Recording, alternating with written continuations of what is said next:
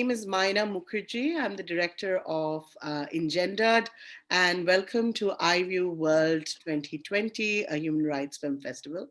I have with us today Aseem Chhabra, who is a program consultant for the festival, and we are just about to embark on a very exciting and a long-awaited conversation with the author and some of the actors of our opening night feature, which is Deepa Mehta's Funny Boy. So we have with us today Shyam Selvadurai. Shyam is the author of Funny Boy, which was a book in 1994, and and he's waited several years before this film has seen its cinematic sort of rendition. So welcome, Shyam. Uh, we also Thank have, you. thanks for joining us. We have with us also Brandon, who is playing one of the leads in the film. Welcome, Brandon. He's an actor and a producer, and I think Funny Boy is his second film, if I'm not wrong. Is that correct? Hi, it's so good to be here. Funny Boy is my first film, actually. Okay, okay, I see. It just says in your credits that you were also in a film called The Day I Met Her. I'm not sure if you produced that or. And I want to clear this. Actually, I'm always confused with the NBA player whose name is also Brandon Ingram. He's taken up all of my IMDb space. He's taken up all of my Google space. He needs to give me some room, I think, now. That's so funny. and, and we have with us the very lovely Nimmi.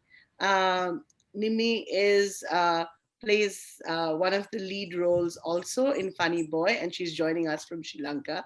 So thank you, everyone. We are so excited to have you with us, and we are so excited about Funny Boy. It's absolutely a beautiful film. And Shyam, I'm such a fan of the book. I mean, I remember reading the book many years ago, and I've been waiting to sort of meet you and talk to you, and just thrilled that and I wish it was a different time, and I wish that all of you guys could have been with us physically in Delhi to celebrate the film. But there'll be other occasions, and congratulations to all of you. um, so Aseem is going to moderate the conversation for us today, and I'll be jumping in from time to time. And Aseem, over to you. Thank you, Myna, and thank you, Shyam and Brandon and Nimmi for joining us. It's 10:34 p.m. in India. What time is it in Sri Lanka, Brandon? Are you the same time zone? Absolutely the same, yeah. Okay, because some countries like Pakistan is half an hour before us, and Bangladesh is a half an hour, and Nimmi is also in Sri Lanka, of course, right? But you both are looking gorgeous for. It's like you both are setting out to go to a sort of a party at 10:30 p.m. But this is the party. Premier. Party. And Shyam is looking very elegant sitting, I'm imagining, in Toronto. Yes, in Toronto. Yeah, I see a lot of light. I'm sure it's freezing outside, but Yes. both Myna and I know Toronto fairly well because we both are from New York originally. We lived in New York for many, many years and sort of have made India our home again. So thank you all. I was very fortunate to see the film a few weeks ago. Deepa very kindly shared the link with us. It was still very hush hush, and we were sure we were going to show it. And the fact is that it's opening on December 10th. The film is going to be available on Netflix, but we are actually doing the physical premiere. It's a South Asia premiere, you can say it, or the Asia premiere, or whatever you can say it, because it's definitely the India premiere. So we're really honored that Deepa is sharing the film with us. Shyam, I read the book when it came out in 1994. I remember going to, I'm sure you've been to New York, there's a wonderful institution called Asia Society. And I used to spend a lot of time in the bookstore. And I remember finding a book there. And then I remember there was some talk about the book also. And I was like, wow, this is so exciting. And I was always very excited about reading about South Asian literature. A lot of it coming out of India, but from other South Asian countries also. And yours was a very, very important document, for a particular time period, and also the fact is that it's a coming of age story, and it's a lovely gay love story also. So many things, and it's a personal autobiographical work for you. Um, you set out to write the script yourself before Deepa stepped in, right? Is that true? That's right. Um, Yes. and so when you were writing the script, also even before there were any cinematic pressures put on you by the directors and producers, etc., uh, how did you condense your story? And I remember the book was not very thick, but it was about 300 pages long. I remember something like that, to 1.5 hour, 2 hour long script. Um, how do you keep the spirit of your story? And I'm sure you had to cut things out. What was that like, especially given the fact that this is your own book that you were cutting out? Well, I mean, it's easy when it's your own book because it's just for me the book is always just a draft of the novel. I just really knew that the through line had to be RG's story. So the first and last story had to be the most important ones, and that most of the rest of it would have to go on some level or become condensed and put through his point of view. And so that was just the kind of obvious thing to do. And I'd also already seen other screenplay adaptations, and I'd seen that they had tried to kind of mimic the kind of episodic structure of the novel, and it doesn't work in film. You don't have that kind of what you don't have is you don't have the narrative voice of RG carrying us through these various stories. So without that narrative voice, what you have is what you lose that. So then you have to kind of stay more with RG as a actual action character, in the sense that what he does becomes the important part of the film. Well, in fact, sometimes many filmmakers in the past, in Hollywood and other parts of the world also, they use voiceovers, and I'm not very fond of voiceovers. And I think especially when you're doing a cinematic representation of a book, I think it's just, you need to be able to show it without somebody speaking, without somebody explaining it to the audience. Really, the audience has to see it. Um, were there some key things, but even if it is your own book, were there some key moments and key things that you had to cut out, which I can't remember the book at all. I really want to read it again. Well, the whole story about the mother's love affair with an old school friend of ours, who is a reporter, I took it out and I moved the relationship to be, it isn't actually a love affair, but more of a connection with Jagan, the Yes. young man from Jaffna. So I think Yeah. that was that was the main one to go. I took out the whole school stuff, between there was a very sadistic headmaster in the school. I took that out as well, because one of the things you can't do in film is you can't bring in a major character like 4/5 of the way through the film in the way you can in fiction, because you have, again, this unity of the narrative voice that holds the whole structure together. So those were probably the two major things to go from the screenplay. Yeah, yeah. And when Deepa took over, because we haven't had a chance to talk to Deepa, she's going to be talking to us on the opening night. When Deepa took over the project as a director, were there was there more work on the script done? I'm curious, and how did that work? And was it very collaborative, or did you feel like you were losing control of your script? No, I mean, the thing is that the first thing she said to me, she said, you've gone too far from the novel. You need to come closer to the novel. Oh, And wow. what she meant specifically, I know, wow. What she meant specifically is that I had not had enough of the child RG, and I need that story with Radha, his aunt, which I transposed to the adolescent RG. I needed to bring back and be closer Right, to the novel. So right. that was one thing. And then from there, you're really writing the screenplay to the director's vision. So when she asked for changes, I would make them, then she would take them and adjust them herself. And then when she went to Sri Lanka to do the filming, she just took the screenplay and made her own, in the way that Mm-hmm. you should as a director. Mm-hmm. Now, throughout the shoot, did you stay in Toronto? Did you visit the set at all? I only went for a week because I'm teaching in Toronto. I could only go for a Right, week. right. What was it like watching this world come alive? Of course, I know you read the book later, and I'll address that. You saw the film later, and I'll address that later. What was it like watching this world being recreated around you? mean, it was really interesting. I mean, it was just,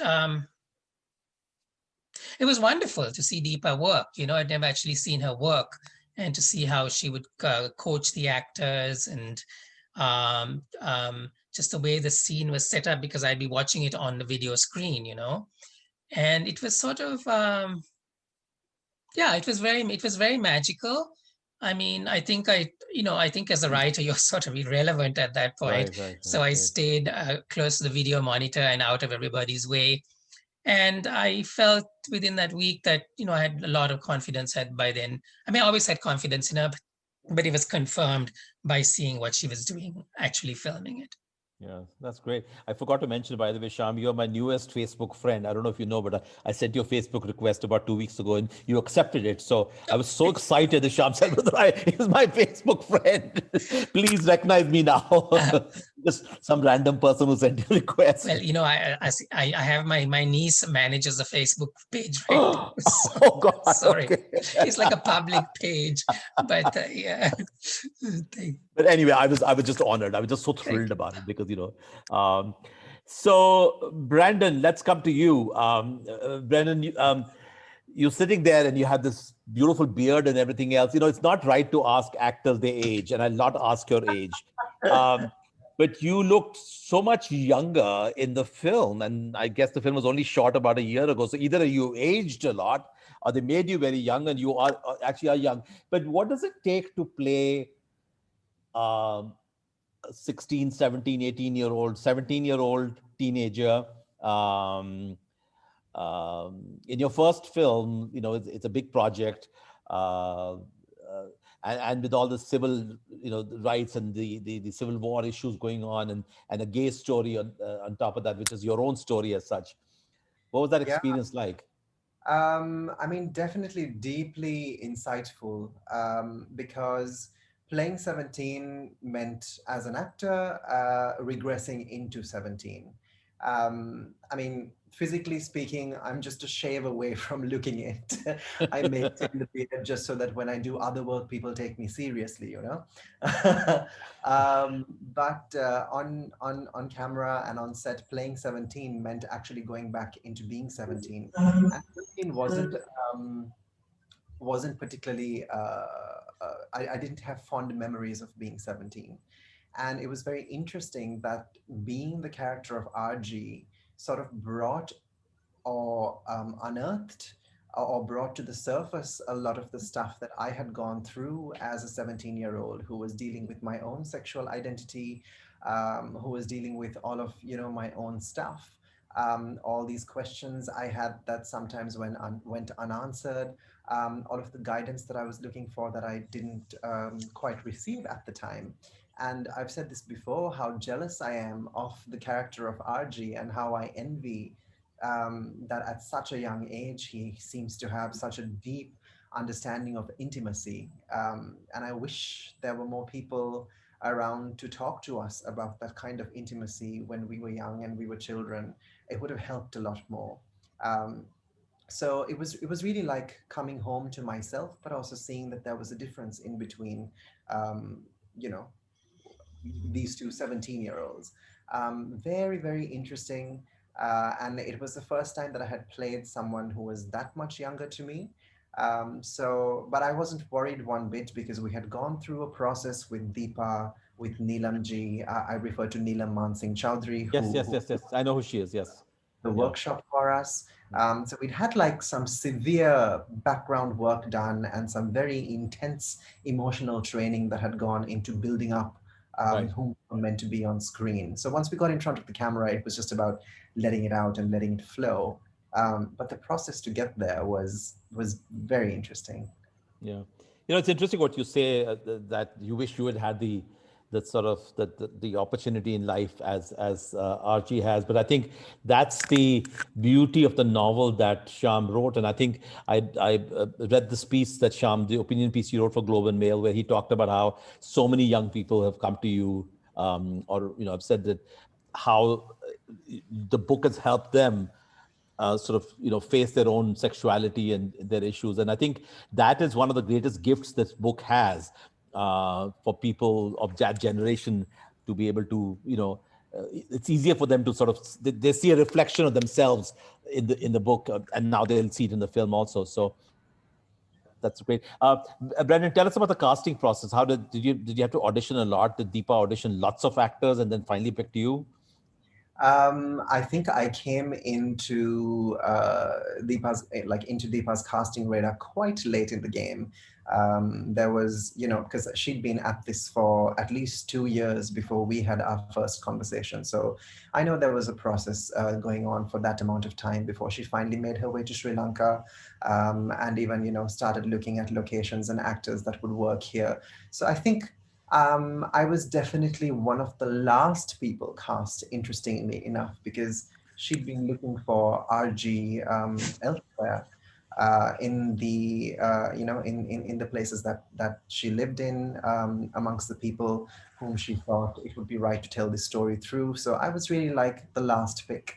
And it was Shyam actually who wrote to me one night and said, Deepa would like to have a chat with you, see if you're interested, audition.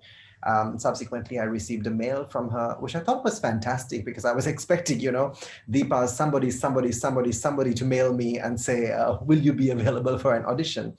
But Deepa herself, that's the kind of person she is. She wrote to me directly and she said, would you audition? And it was email exchanges that happened while she was in Canada and I was in Sri Lanka. And then when she was over, I think she'd still not made up her mind completely about it. We had our first chat and we spoke for the first time face to face.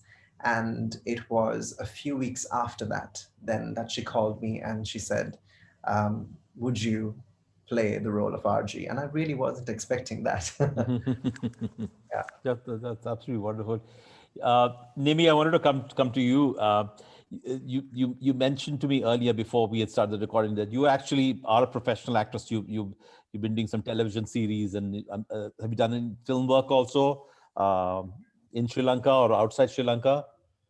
Yes, I have done films in Sri Lanka and in America and in England. I've done a number of local language singular films here with some iconic directors, actually, including Prasanna Vithanage. Oh, I know And it's Prasanna. thanks to him. Yeah, I did. I was in Iramadhyama and Akasa Kusum, Okay. Flowers of the Sky and August Sun, respectively. Okay. Yeah. And actually, it's thanks to him that I got into film because I'm a theatre actress. Okay. I fought getting into film for a very long time. And then, I've done films in America, and recently I did a film in London, not London, in Birmingham. And yeah, I do TV series as well in England. Mm-hmm. I love the mother character that you played. I mean, between all the beautiful saris that you and some of the other female characters also wear, and you're very warm, caring. You're sort of the middle, sort of protective towards your son. I love that one scene that's shot in the car when you're looking back and you're singing the song with the kids. It's also shot so beautifully. And I don't know, the magic that happens. So I don't know what time of the day it was shot, but it looks like the sun is setting and the light is stunning. I'm sure there were lots of big giant lights outside and there were cameras all around the car, the way it was being shot. There was one camera in the car with us. Uh-huh. And, the sun was setting, so we had to get that shot with that. Deepa wanted it with that particular light, so you're right. Oh, so it was natural light, really, yeah. And we had so much fun because yeah, and I hope so. I might be wrong, but I remember it was because we were moving, and it was just the cameraman and us, and then I had a little.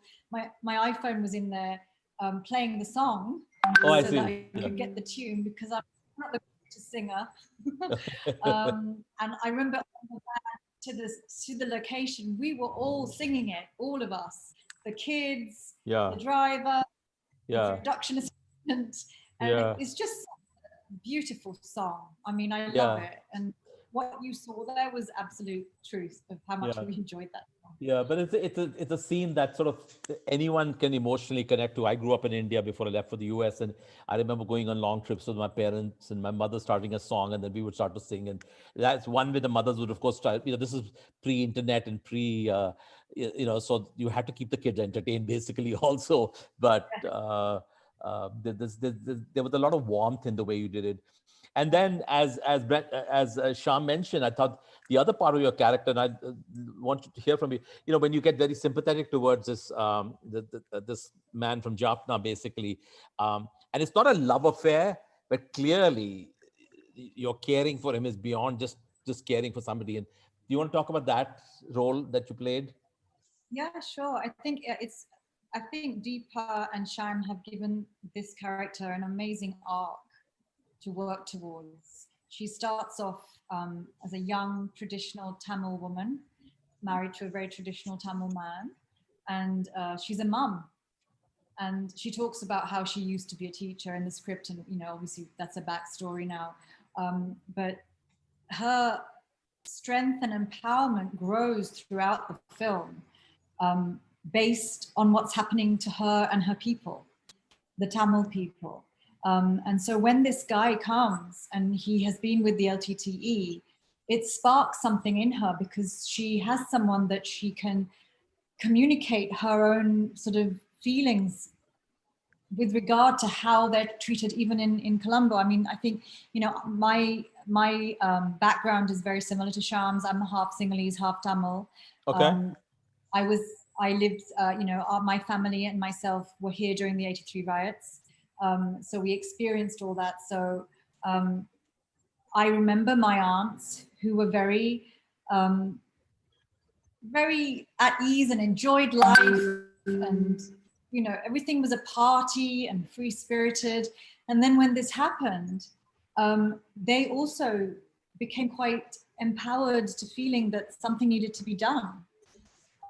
That was quietened extremely quickly, but I think I sort of pulled from that and pulled from those experiences and brought that to Amma, because I think what she feels for him is what is sort of symbolic of what she's feeling for the Tamil people. And for me, the scene, when he's beaten up in the police station and she comes in and she sees him all bruised, is her understanding of, even at that point, is the defeat of the Tamil people in that one moment. And I think that's what she cares, and that's what makes her, in a sense, it brings a sense of strength to her. She has an identity more than a mother as a result of that. It's interesting that I was going to ask each one of you. I know the Shyam's father. Shyam, your father was Tamil, your mother's Sinhalese, right? That's right. Yeah. But I think there is, despite all the tragedies that happened in Sri Lanka, and even the peace process has been very complicated, and now there's all this controversy that's been raised during the making of the film. The fact that two of you are half Sinhalese and half Tamil clearly shows that there was a time in Sri Lanka when everybody was, people married for love. I'm sure you guys didn't have arranged marriages, because arranged marriages would be between Tamils and between Sinhalese. That there was a time when everybody was considered Sri Lankan, and then you selected your own partner, and that it's a really sad that there are divisions like that across the world. I mean, I live in India, and my God, the kind of between religion and caste divisions that happen. The other thing that I personally believe that for the future and the peace of this country, I think while Deepa has the bunch of Tamil characters, she has cast non-Tamils to play that role, and I think that is the beauty. I mean, the society has to accept that, and that's the only way Sri Lanka can move forward. Just wanted to hear from each one of you. And Brandon, I'm very curious. Are you Sinhalese or are you Tamil? Are you Sinhalese? I'm neither. I'm Burger, actually. I am a mix of, I come from Eurasian descent. Yes, I know you okay. as well. Okay. So yeah, I have some Sinhalese, about 5-6% Sinhalese in my bloodline at some point, which is Candian. Apart from that, Portuguese Sri Lankan, Scottish Sri Lankan, going generations back, to Africa also, I think. Yeah. So I have a dear friend in New York, Chandrika. Her husband is Tamil, but she's also of the mixed European descent. So how did each one of you can address this issue about playing Tamil while you're not Tamil, and this controversy that's being raised? I think it needs to be addressed. And Shyam did that very well in his write up, because you know, conversations are important, but like, where do you take the conversations? Then that becomes also, you know, that's something that needs to be looked into. So anyone who wants to step in, Shyam, you want to talk about that first? Um, well, yeah, in the sense that we've said before, we did look for Tamil actors, and we couldn't find them. But I was also very happy with the actors we did find, because it is a Sri Lankan story, and so it's okay for me that Sri Lankans are playing the roles. What about you, Brandon?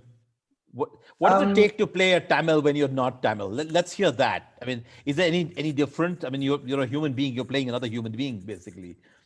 You know, I think that for each of the actors, that we drew from different places of empathy that we found with these characters.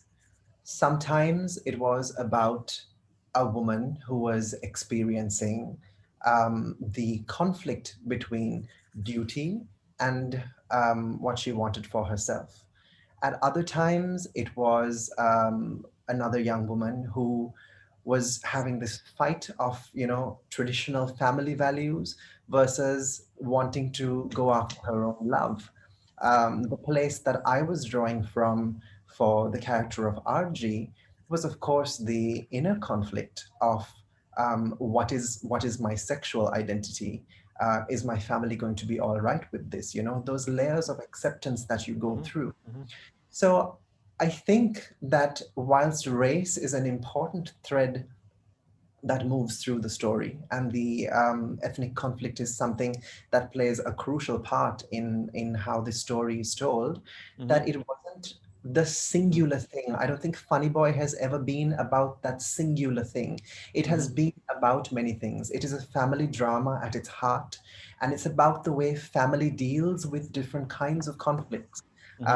Not just with the outside world, but also with each other. So I think as actors, first and foremost, we were all drawing from those different places of empathy and trying to understand the human condition in all of those ways. And, you know, I think it has to be said that however we choose to look at this, in whatever light we seem to approach this subject from, we must take a moment to accept that certain sensitivities have been hurt as a result of what has happened. I think it's important to acknowledge that, to know that we see that and we hear that, and to say to whoever is hurt at the end of the day that we are sorry. That is important. But that being said, I think that it's also important to look at the fact that the more you fight for this idea of I am different, you are also no different to the rest of the conversation on the other side that's going on, that's saying you are different. You know, race is such a multi-layered, deeply complex thing that I don't think we can bring down to a couple of statements on Twitter, or a few Instagram stories. It requires a far deeper, a far more thought out, a far more empathetic conversation, which I think Funny Boy is allowing people to have.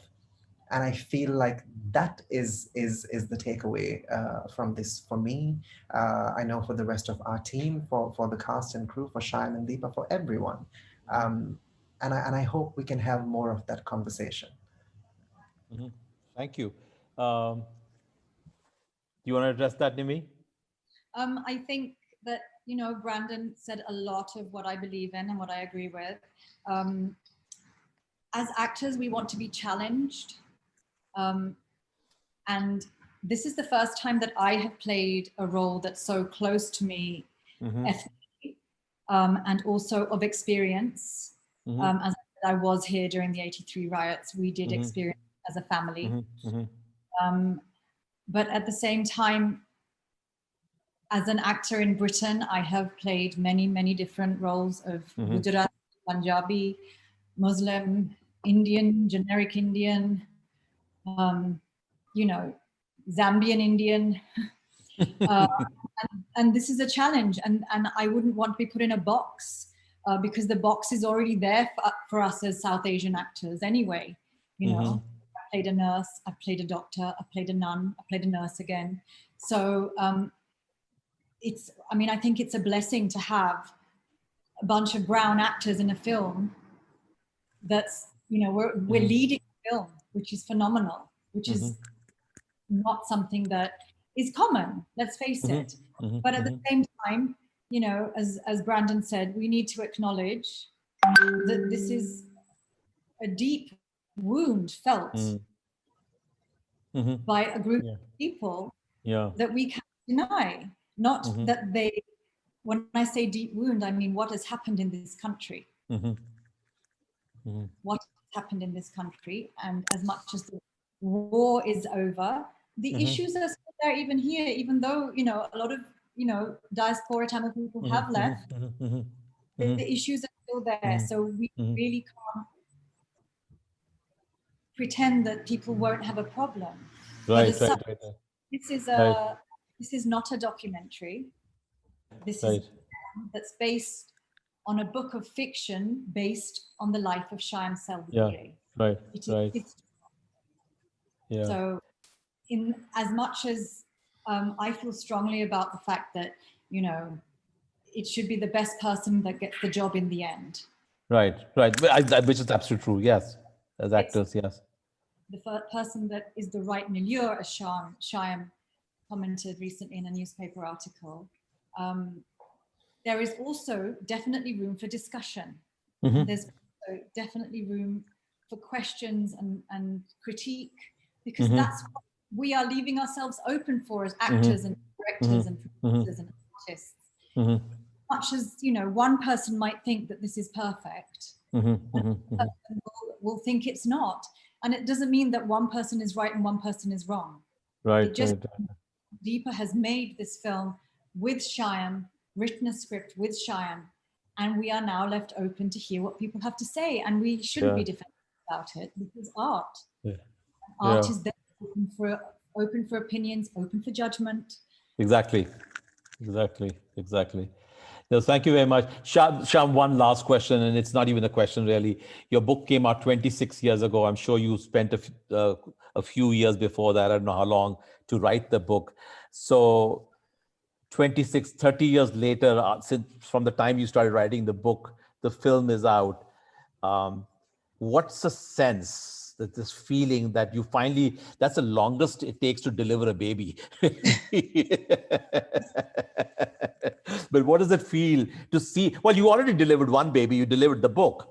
But what does it feel now that this baby is going to be in a new format and it's going to be revisited by people? And they'll also, many people will also go read your book also. So just a few words, if you can just tell us what it feels like now.